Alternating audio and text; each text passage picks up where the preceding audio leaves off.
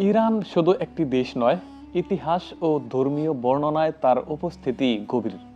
কুরআন, Bible ও তাওরাত তিনটি আসমানি কিতাবেই পারস্যের উল্লেখ রয়েছে। পবিত্র কুরআনের সূরা আর রোমে রোমান ও পারস্য সাম্রাজ্যের যুদ্ধ নিয়ে স্পষ্ট ভবিষ্যৎবাণী করা হয়েছে। ইসলামের ইতিহাসেও পারস্যের গুরুত্ব বিশেষভাবে উঠে এসেছে।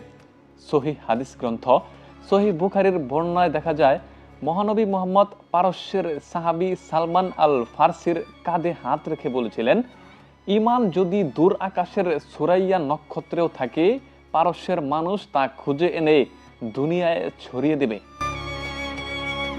মানব ইতিহাসের এক বিস্ময়কর অধ্যায়ের নাম পারস্য বা আজকের ইরান। শুধু রাজনীতি বা সামরিক শক্তিতে নয়, ধর্মীয় ইতিহাসেও এই ভূখণ্ডের প্রভাব বিস্ময়করভাবে গভীর। ইসলামের ৬টি প্রধান সুন্নি হাদিস গ্রন্থের সংকলকদের দিকে তাকালেই তার প্রমাণ মেলে। ইমাম বুখারী, ইমাম মুসলিম, ইমাম তিরমিজি প্রায় সবাই ছিলেন পারস্য বা ইরানি বংশোদ্ভূত। অর্থাৎ ইসলামের জ্ঞান ভাণ্ডার সংরক্ষণে পারস্যের অবদান অনস্বীকার্য। অন্যদিকে বাইবেলের পাতাতেও পারস্যের নাম উঠে এসেছে এক বিশেষ মর্যাদায়। সেখানে পারস্যের রাজা সাইরাসকে একমাত্র অ-ইহুদি ব্যক্তি হিসেবে ঈশ্বরের অভিষিক্ত বলা হয়েছে। ইসাইয়া গ্রন্থের বর্ণনা অনুযায়ী তিনিই বাবিলে বন্দী ইহুদিদের মুক্তি দেন এবং জেরুজালেমে পবিত্র মন্দির পুনর্নির্মাণের সুযোগ করে দেন।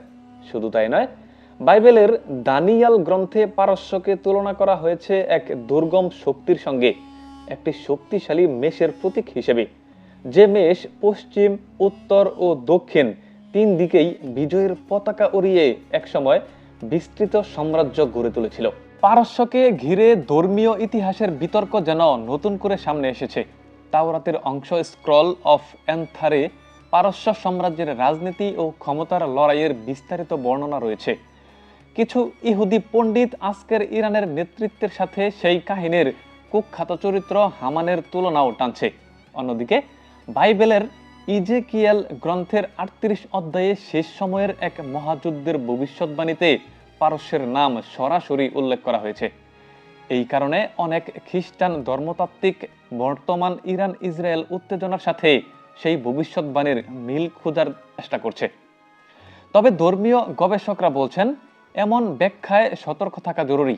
তাদের মতে, কোনো সমসাময়িক রাজনৈতিক ঘটনাকে নিশ্চিতভাবে ধর্মীয় ভবিষ্যৎবাণীর বাস্তব রূপ বলে গবেষণা করা সঠিক নয়।